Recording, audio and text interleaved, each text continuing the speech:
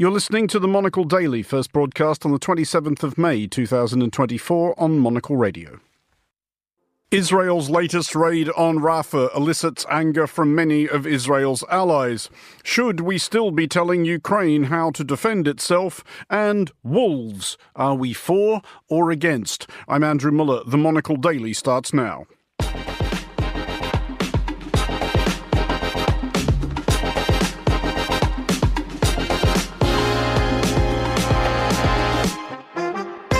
Hello and welcome to the Monocle Daily, coming to you from our studios here at Midori House in London. I'm Andrew Muller.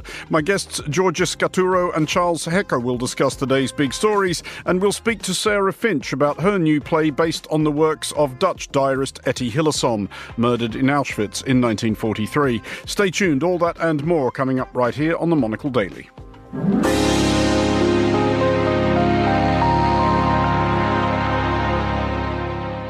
This is the Monocle Daily. I'm Andrew Muller, and I am joined today by Georgia Scaturo, London-based Italian reporter and producer, and by Charles Hecker, senior partner at Control Risks and author of the upcoming book, it says here, Charles, Zero Sum on International Business in Russia. Charles, how upcoming is it? It is getting closer and closer. The upcoming date is still in November, and I am now very deep into some generally positive feedback from the editors. Generally positive? That's not bad. Yeah, let's put it this way. I've had worse. It was certainly more positive than I expected. And while there's lots to do, it's not nearly as painful as it might have been. And so we're still banking on just in time for Christmas. It is the perfect Christmas present. Obviously. Georgia, your first time on the Monocle Daily. Welcome to the Monocle Daily. Thank you very much. It's an honour. Let's not get ahead of ourselves. As is traditional, we have made you dress up in the owl costume. You'll only have to do that for the first show. But if you could briefly introduce and or explain yourself to our listeners, who are you and how did you get here? Yes, my name is Georgia Scaturo. I'm originally from Florence in Italy, and I came in London to London in 2005, 2 days before the terror attack of the London Underground, 7 of July. And that didn't put you off? It didn't. It put me straight on the path of journalism, I would say. So my holiday was cut short, but my life, the course of my life was changed forever, or at least for the next 19 years, for the last 19 years. And counting. Well, we will start tonight's show proper with Gaza. At least 45 people are reported to have been killed by an Israeli airstrike on Rafah. The Israeli raid, which struck tents housing people displaced by fighting elsewhere in the Gaza Strip, came a few hours after Hamas fired several rockets from Rafah towards Tel Aviv, though IDF sources claimed that their operation was not retaliation for these, but a targeted strike against two senior Hamas figures, Khaled Nagar and Yassin Rabia. Responses so far indicate further despair among Israel's allies. French President Emmanuel Macron, for one, said he was outraged and demanded an immediate ceasefire. Charles, the IDF line is that this was a strike on Hamas targets which started a fire, which I suppose is a reasonable possibility when you have large numbers of tents all clustered together.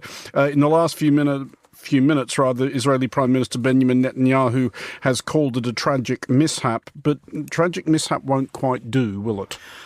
Right. Well, no, it won't. It's not really holding that much water with countries that are Israel's closest allies, but have become increasingly critical of the conduct of Israel's retaliation against Hamas in Gaza. The IDF says that it's investigating the incident. It did say that it was relying on the best military intelligence that it had available at the time.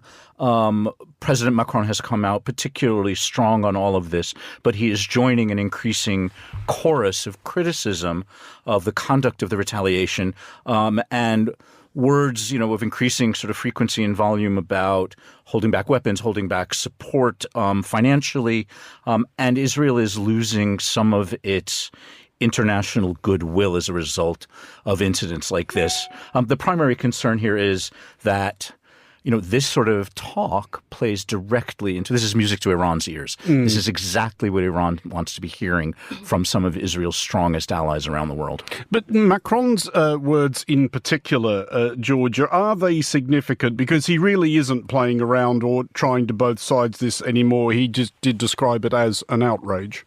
Well, I would go even further with the Italian defense minister, Guido Crosetto, who said Palestinian peoples are being squeezed without regards of the right of innocent people. He said women and children have nothing to do with Hamas, and so this is no longer justified. So at this point, there is a tendency we need to make a difference between, yes, the Israeli responded to a gruesome attack on October the 7th, but a difference needs to be made between the Islamic group, Hamas, and the Palestinian people who are suffering and paying the price for this.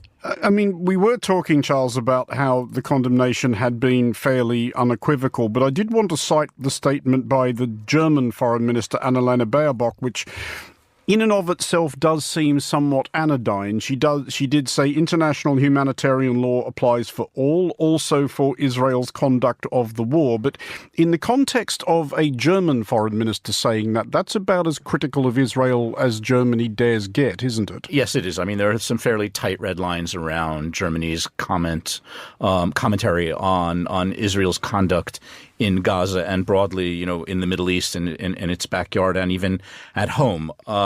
Germany had started off, I guess the reason why that this is an important statement and a slight sort of change in tone, even though it's sticking, as you point out, to extremely tight legalistic language, is that Germany initially voiced its unconditional support for Israel. And support for Israel is a bit of a political and geopolitical litmus test in Germany. And so were it to sort of wash over anything beyond what the defense minister has said, I think that would be it's probably a taboo in Germany. But Georgia, do we get any sense that any of this criticism, justified as it certainly appears to be in this instance, is causing Israel to rethink its approach? As Charles was saying, they have said that this tragic mishap, as Netanyahu put it, will be investigated, but there's no signal at all that they're going to do anything meaningfully differently. They've said it before, didn't they? There were different targets that were mistakenly targeted, with victims that died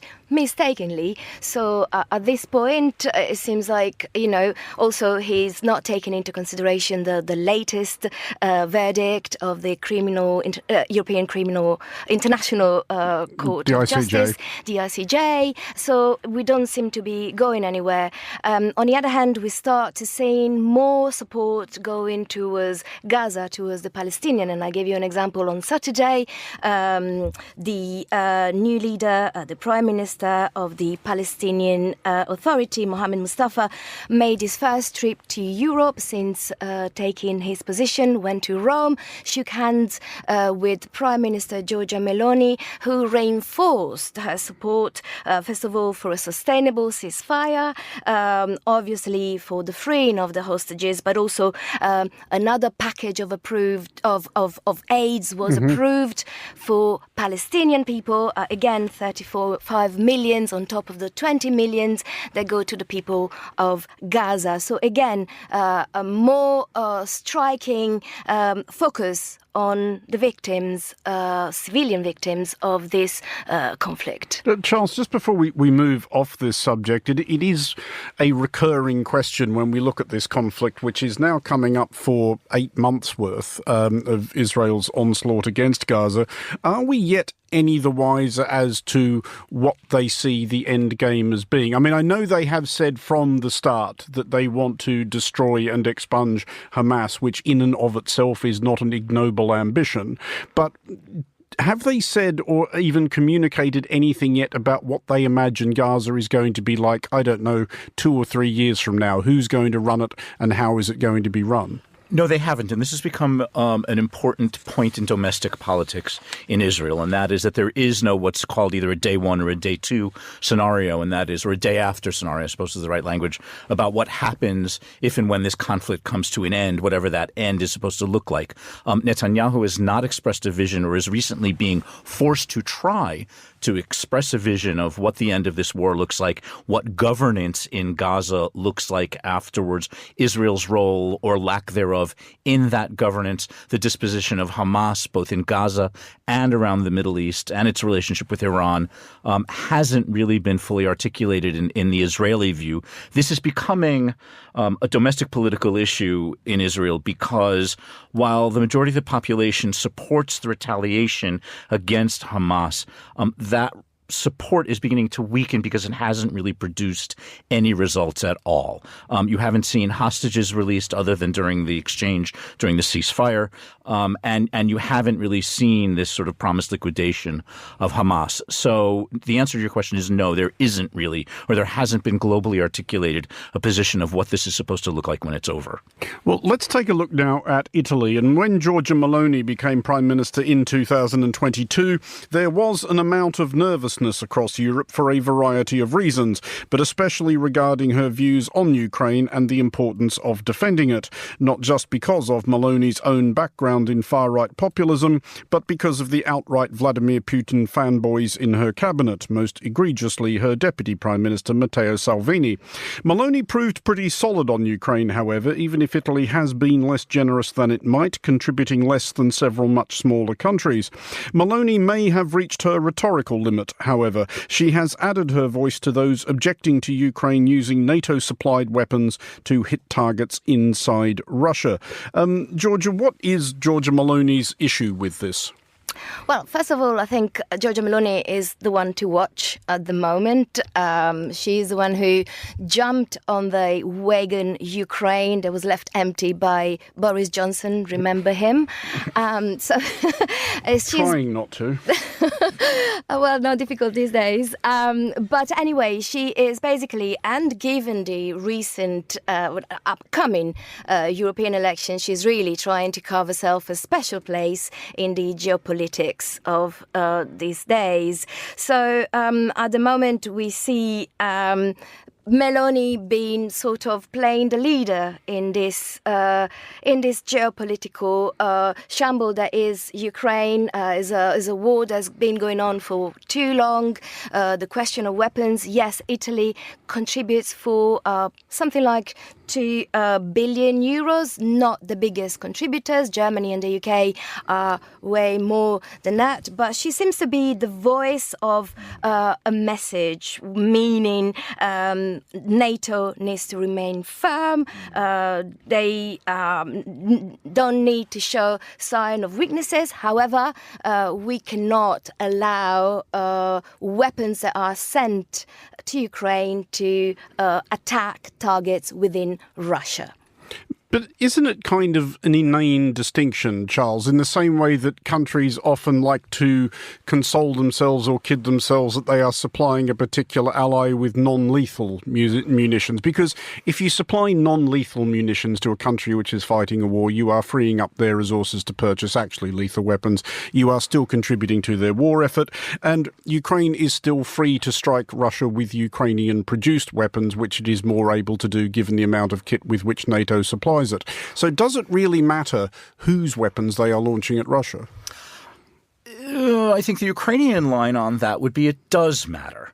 And that is in terms of, first of all, the range of the equipment that NATO and the United States could theoretically supply to Ukraine, and also sort of the deliverables, the power of those weapons. Ukraine is telling its Western partners that it is fighting the war with one hand tied behind its back because it can't use Western supplied equipment to target Russia.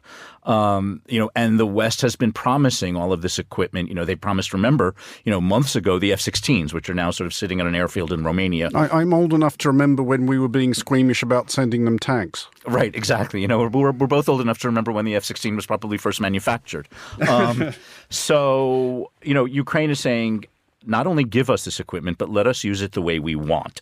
The problem is that, Russia has been very, very good at the sort of at driving escalation concerns. And that started with day one after the full-scale invasion, because Russia started talking about the use of tactical nuclear weapons. And that has been an extremely effective scare tactic on the West. The other problem is, though, that the longer this war lasts, the more clear it becomes that it really is, and I say this without wanting to rob Ukraine of any agency at all, but it is more and more clearly an East-West battle. It really is a sort of Russia-NATO battle. And I guess that's the sort of the pin in the grenade that if you pull that out, things could get a little bit explosive, because then all of a sudden you do have, something with a NATO label on it, something with a NATO price tag on it, flying over the border and into Russia. There's a couple of things there I do want to come back to, but returning to Italy, Georgia, Italy, I know, has concluded a security cooperation agreement with Ukraine. As you suggested, there have been other European countries suggesting that Italy, the EU's third biggest economy, could be helping out a bit more than it is. But is Giorgia Meloni reflecting Italian public opinion on this? Is Italian public opinion, do you think, massively invested in Ukraine, or have people sort of zoned out of it after a couple of years? Well, unfortunately, we had another conflict. We had the Gaza conflict, and what is happening in Italy at the moment is just try to fight for the right of people to express their opinions. So yes, Ukraine was a big issue that Italy felt at the time, and that perhaps contributed to Giorgia Meloni to stay in power. Is very 2 years and 40% of support from people. It's quite something for Italy. But at the moment, and now we have Gaza, and, some people claim that there's some certain repression on how people can manifest especially their support for Palestine. So the situation is complicated at the moment for Giorgia Meloni when she has to fight to prove that she's not eroding civil liberties and human rights apart from supporting Ukraine and supporting Palestine and Gaza. But just a follow-up on Meloni and the position she's in. Is she also a bit restrained where Ukraine is concerned because of those Vladimir Putin fans in her own cabinet? I mean, I know Matteo Salvini has been saying that Jens Stoltenberg should resign as Secretary-General of NATO, because Stoltenberg has been suggesting that perhaps Ukraine should be able to strike Russia with NATO-supplied weapons. Absolutely. In fact, the first reaction we had to Stoltenberg declaration was from Salvini, saying that he had to resign, and that pushed Giorgia Meloni to then make her own statement. There is a fight between these two parties, the Prime Minister and his deputy, which is sort of like the political forces are trying to keep them together. Let's not forget that Berlusconi, ex-Berlusconi's party, is also in the equation. So there is a very fragile political balance that they're trying to maintain in Italy at the moment to keep the majority alive. Charles, just finally on this, and going back to what you were saying about things with NATO labels on them, it has been announced in the last few hours that French military instructors will be deploying to training centres in Ukraine. Now, I assume that they will be a fairly safe distance from any actual fighting, to the extent that anywhere in Ukraine is a safe distance from anything. But again, you can imagine what Russia's reaction is going to be. It will be the same as what Dmitry Peskov has said about the idea of NATO kit being launched at Russia. Dangerous consequences was his phrase, and not for the first time. But is this going to be another one of those creepings forward? Because we've seen it time and again. We can't send them long-range missiles. OK, yes, we will. We can't send them Leopard tanks. OK, yes, we will. We can't send them F-16s. Yeah, all right, let's do that. We can't have NATO troops putting their boots on the ground in Ukraine. Let's send some French military instructors. I do think that well, you've got 10 toes to put in the water. And this is perhaps sort of the 8th or the 9th. I mean, I think that the West is running out of toes to put in the water in testing Russia's reactions. By the way, the French trainers, if they do go out there, will probably not be the first. There's long been rumors, I don't think that they've been confirmed, that there have been UK military officials on the ground in Ukraine running training exercises also sort of at a safe distance in the west of the country. There will be a reaction from this, and it will probably be something that we won't be able to see or feel. It will be asymmetric, or it will be hybrid. and Russia will do something to express its displeasure. It may not be on the battlefield. It could be in cyberspace or elsewhere. But this is the smallest thing that the West can do without really blowing Putin's stack. Well, we turn now to the difficulties of doing an item about getting wolves back into Europe without resorting to leaden punchlines about how they'll need to do better than finishing 14th. This is a reference to the mediocre season just completed by Wolverhampton Wanderers of the English Premier League, better known as Wolves, do you see? I worked on that all afternoon.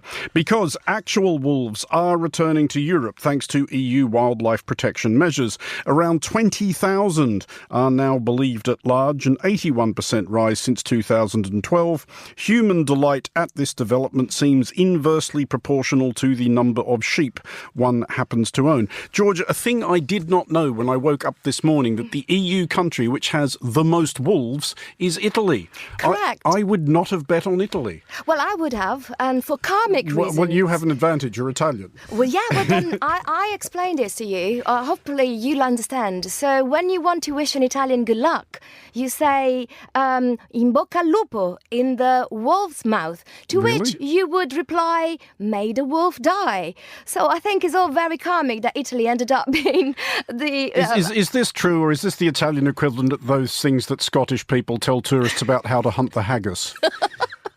No, that's extremely true. You know, that's the way of saying. And so we ended up with 3,300 of these wolves, but it's only a recent development. So in the 60s, we had 100 wolves. So they were on the verge of extinctions, and now that they were protected, and now we got them. We got them in the north, we got them in the south, from Tuscany, where I'm from. They don't seem to be causing major mayhem. It's calculated they cost local authorities something like 2 million a year. They do not attack men. Unlike bears, these are a problem in Italy. Bears are more of a problem than wolves. But I would say, they're not massive issues. In fact, goats are more of an issue, and this could actually put it's a great solution. There's a city in Sicily called Alicudi where they have 600 wild goats and only 100 inhabitants. So that led the mayor of the city to just made an appeal for people to adopt a goat. I thought you were going to say the mayor of the city, as of the last election, is now in fact a goat. I mean, they have the numbers. Charles, is this one of those things, the idea of large-scale reintroductions of wolves, that's going to be thought an absolutely tremendous idea by everybody who's never actually going to see one, much less have one eating their sheep? Andrew, the problem here is not wolves. The problem here is people. And I think, and I'm going to mix my sort of... Has Big Wolf got to you, Charles? I'm pro-wolf. Okay. And I like to see the wolves are sort of getting their own back, having been sort of hunted, having been culled, having been banned, having been quarantined all around Europe, primarily in southern Europe. But it is really sort of the mass commercialization of farming and the thought that we've got to let all of our animals roam freely wherever they might want to be. And I think nature is having its own back for the time being. I don't see that much with building a few fences. I don't see that much with investing in a few more really good shepherd dogs.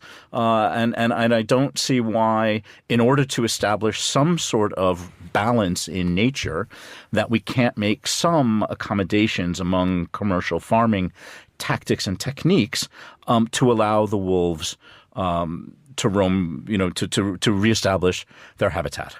Georgia, is this something, because I know this has become a genuine political issue in Spain and in one or two other parts of Europe, but has it become a massive thing in Italy? Are Italian farmers up in arms about this, or are they too preoccupied fighting off bears and or goats? I think, bears and goats are way more of an issue. Also because we have some powers to the local authorities to actually monitor and control wild boars or they're also a major issue. And wolves. In one instance, 2 wolves had to be eliminated because they were deemed to be a danger. They had attacked several livestock. So it's when things get bad, local authorities have the power to somehow take extreme measures. So it doesn't seem to be a major issue at the moment. I mean, just before we move off this subject, I did want to ask you each in turn. I will ask you first, Charles. Is there any particular sort of creature whose widespread distribution in the wild you would like to see encouraged, that you think there should just be a lot more of? It can be a European one local to where you are from. Take your pick. Do golden retrievers count? Yeah, fine. Why not? You want wild golden retrievers? The more the better. One in every home and one on every corner. Okay. Yeah, I don't necessarily object to that. Georgia? Can I pick one? In fact, hedgehogs. Hedgehogs. Hedgehogs. I would like to see hedgehogs everywhere. Especially in my allotment, where they could really feed on snails. See, I was going to say something similar in that just as Charles is in the pocket of Big Wolf, I'm very much in the pocket of Big Echidna, the echidna being the Australian hedgehog analogue, which, like, obviously everything in Australia is similar to the European version, but obviously better. I don't know what the environmental ramifications of letting the echidna run wild across Europe would be, but I would be all for it. They're great. They can swim. This is a thing I genuinely only found out quite recently. The YouTube videos are mesmerising. Please, however, listeners, wait till you finish this programme before you look them up. Because here in the UK, we have been treated over the weekend to one interesting idea for socialising young people and ameliorating somewhat the atomisation of modern life. Although, as of this broadcast, the outgoing government's proposals for reviving national service seem to have landed about as well as a plan to infest every British household with spiders. But a new pilot plan aimed at even younger folk will endeavour to prescribe social activities, including gardening and fishing, in order to combat loneliness among children. Boffins at University College London are recruiting schools who may be interested in participating. Charles, I was interested by the activities very much, including gardening and fishing. Have these people ever met any children? They have chosen some of the occupations that you specifically select when you want to be alone. Yep. To the best of my knowledge, fishing is not a team sport. Nor is gardening. And I think one of the other suggested remedies to loneliness was going to the museum and contemplating great works of art. Something also done in great isolation. The other thing is that with my slightly grumpy old man hat on, forgive me, if I were to see enormous groups of children stomping through museums trying to socialize, I might sort of feel that it wasn't really the most appropriate place to do this. I really think that they've missed on this big time, and they had the opportunity to choose team sports or wolf hunting or anything from sort of, and this is going to hold back on the anti-elitist emails, but learning how to sail is something that takes a lot of teamwork. Building things takes a lot of teamwork. Traveling in expeditions is things done in groups. Learning how to sail, Charles. How big is your yacht? The one in my mind is enormous. Yeah. I mean, but Georgia, do we buy the idea underpinning this that loneliness, I'm not saying loneliness is not extremely psychologically, even physically debilitating for a lot of people. I'm not saying it's not a thing, but they're suggesting that it's more of a problem than it ever was. And this is the thing I'm not sure I do buy, because we live in a world where everybody is permanently in touch. Everybody is in a state of almost permanent communication. I mean, it's an open question as to how interesting or vital or important or how much any of it ever even needs to be said. But nonetheless, are people really still... It seems to me like being lonely is something you really have to go out of your way to do. I suppose you call it loneliness, but the real enemy here is your communication, your mobile phone. So I think what here is we're trying to avoid is children, just like 9 to 13. This is when you start to get your first mobile phones. To get sucked into the world of internet, and that you become really lonely. So I think while we have the House of Commons debating statutory bans on mobile phone, then it's good to have researchers that actually take some very good old words out, fishing, gardening, museums out. So we just start to think that there's something for young people more than a mobile phone. And if I may, Charles, in defense of fishing, I mean, I know I might not come across as a fisherman woman, but I do. And fly fishing is a lovely sport to do because you are alone with nature and you learn how to befriend yourself. So you become the best company that you can possibly have for yourself. And it's really an experience that is everything but lonely. You discover your own company. And I think this is something that maybe young people should start exploring, especially, I don't know, I just left my 9-year-old home. I know she's feeling lonely, but, the idea of entering a relationship with ourselves, playing the piano, which could also be a very lonely activity to do. It's nurturing as well as it is gardening, and you might have something to discuss with your friends in school. And for me, everything that can take you away from mobile phone is welcome. So the idea then is that the cure for loneliness is actually encouraging people to spend more time by themselves but get good at it? That could be one, but yes, something that could nurture your spirit rather than deprive it. So you can be creative at gardening, you can be fishing and contemplating nature, trying to sort of appreciate what you have around a museum, new discoveries. Everything that could add something to your soul is enriching. And Charles, there are boats you can sail by yourself. That's right. They're usually very, very small. I think one of them is even an Olympic sport. I think George has hit on a very important point here, and that is really whether we are alone or whether we are in a group of individuals. I think the crisis that's afflicting all of us is the quality of that time, the quality of the time that we spend alone, the quality of time that we spend with friends or colleagues or associates. And I think that in both of those situations, the intrusion of the sort of constantly on society has degraded the quality of all of that time. And so whether you're fishing, and fly fishing is an art, it's a very beautiful thing to watch. Thank you. And or whether you're at the Tate Modern or whether you're in Wembley Stadium.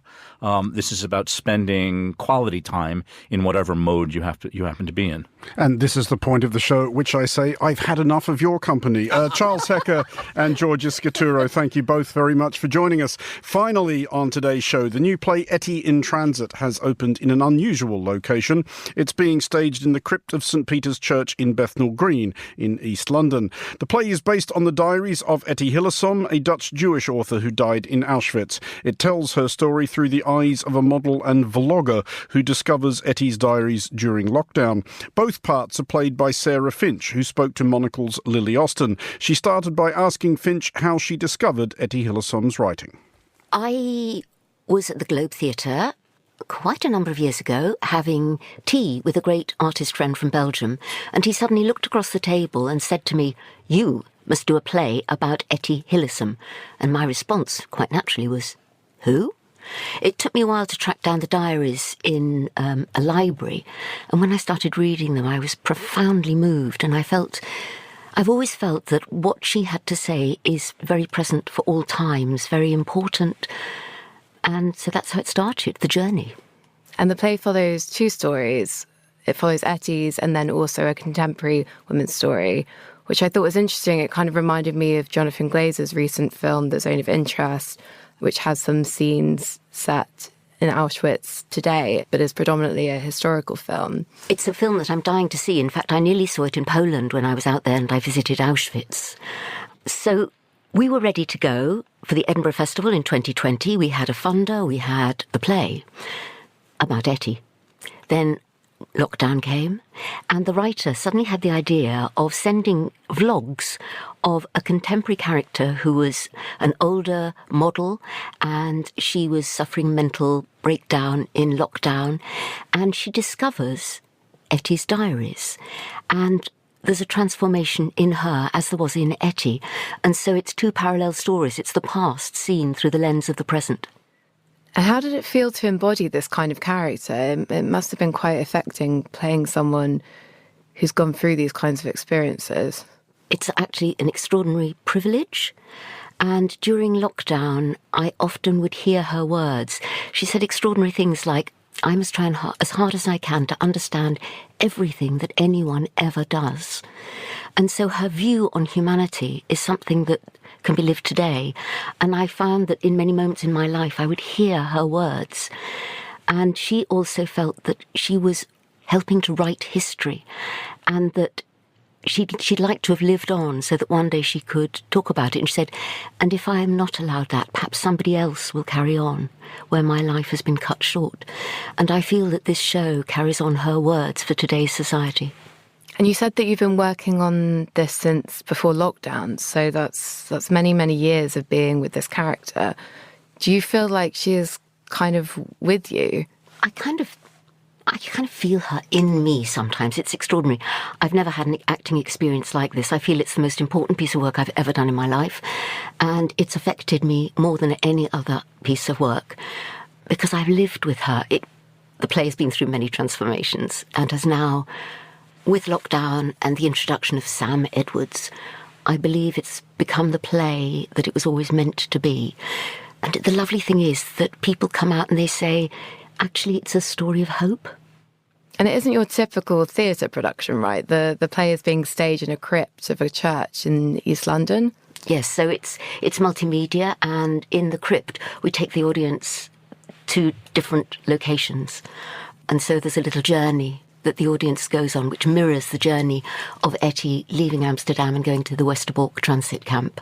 And when did you come up with that aspect of the staging to make it kind of immersive? Like so many things on this journey, it happened. I was doing a job in York with a theatre company, and I was talking to the administrator and said, oh, we're doing this play, and we were looking for somewhere sort of immersive. And she immediately said, do you know Parabolic Theatre Company's Crypt?